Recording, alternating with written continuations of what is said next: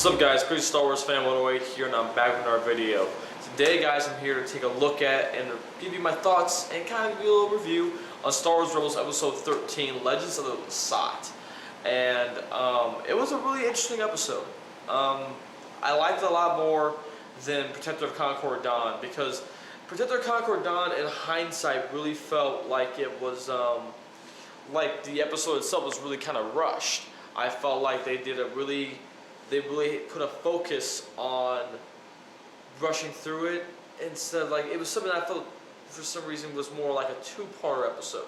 The Clone Wars was something that did that very often, and so to me, getting used to that type of arc being expanded over that amount of time was something that was different in comparison.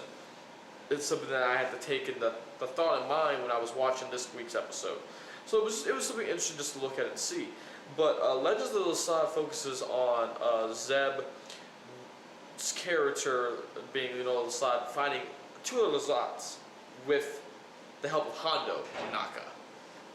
Ezra, my boy. I love having Hondo in the series just because having Hondo, it's fun. Hondo's fun, and there's a part where Hondo's like, "Oh yes, I'll be taking my information fee," and Ezra's like, "Yeah, you're never going to get it." And then Hondo's like, "Oh, I've never been so proud and such a quick learner. I've never had a princess like learn so quickly." It's great having Hondo around, and that's a lot of fun. But what's interesting to me about this episode, the big draw about this episode, and what I think really saves it for me in terms of me enjoying it more than last week's, was like, I care about Sabine as a character. I want her background history, but I didn't feel very compelled last week. With Zeb this week, I didn't feel really compelled either of what was going on, but what I really enjoyed was the mystical side to it in terms of the Ashura and the Force. That was really cool. The Force has many names, Ezra, across the galaxy, which is a line, from the first part is a line from Kanan.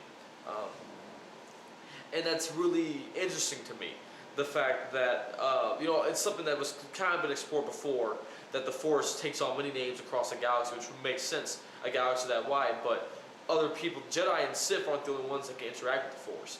And really, when she's putting together the ritual, and then they pull up, as Chopper pulls up the map, and with the use of the map being brought into it, then from there, Zeb has to, accept what's going on, and he uses his bow staff in the way the ancients, Lasats, did because they're trying to find the home Lyrasan. And then they do that, and through doing that, it mixes in the electricity finds out where this planet is. It's out beyond the outer rim, which becomes really cool when that's where we actually end up going by the end of the episode. I thought their interaction with Callus was interesting, seeing him and Hondo talk. That was cool. I wonder what happens to Hondo from here. I wonder if he was incriminated from this, or if they imprisoned him, or where things go for Hondo from this point. But what I thought was really cool was when they go through with that arc piece, and during that moment they end up we end up seeing Zeb really accept the spirituality side of him, accept this old ways, the little sides, and trust in it. Basically trusting in the Force, and trusting in this belief and powering the ghosts, which ends up taking control of the hyperspace coordinates and everything, and jumping them through and giving them a straight route to Lyrasan, which actually is full of Lasats, which is cool. Lyrasan is now the home for the Lasat people, and there's tons of them. It's their original home, which I think is really interesting in terms of how everything works out.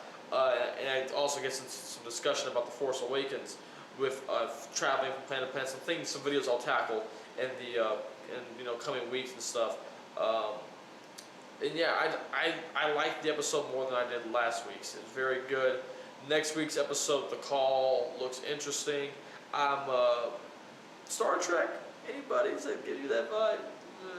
I'm not really looking forward to it though, because I'm interested to see what it holds. But like I said every time, Ahsoka, why did you leave?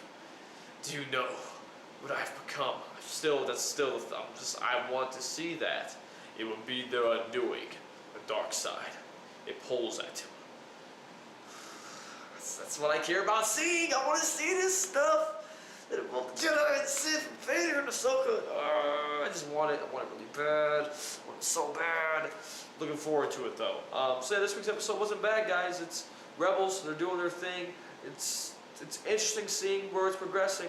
Episode 13, I think last year's episode, the final episode, like Fire Across the Galaxy, was the 13th episode. So I'm looking forward to getting closer to the season ending. And season 1, you know, just felt like swoon, we rushed through it. The interesting thing I will point out, I want to point this out too. The way Rebels is made, in terms of the episodes, in terms of going from episode to episode, Hera having heal time and all that other stuff, there's a lot of interesting things that can be done. Like in hindsight, you look at the Clone Wars and how it was before, the complete canon wipeout, the Legends, you know, timeline thing, and then when the Clone Wars TV series started, there used to be times where it was like, okay, well, how's this all fit in? Because how do we make this fit with this and that? And there was so much retconning, it wasn't going to work anyway. But Rebels hasn't had a lot of tie-in content in terms of like novels, comic books, besides Kanan, you know, that really go in place with the series. So what's interesting to me is seeing these episodes, there is space open to where, like, you know, when this series is over and done, for the most part, you're going to be like, oh, that's the end of it. There's not going to be really any reason to do a comic or anything like that. But, like, if a novel wanted to be set in this universe, taking the characters from the Ghost on a mission or on some adventure, you could do it with how things are set up. Kind of like how there's that mission that they're on in the Kanan comic that seems somewhat out of place, but it's not. I'm not sure what season is, whether that been from season 1 or not. I have to go back and look at it, but it's very interesting seeing it all tie together.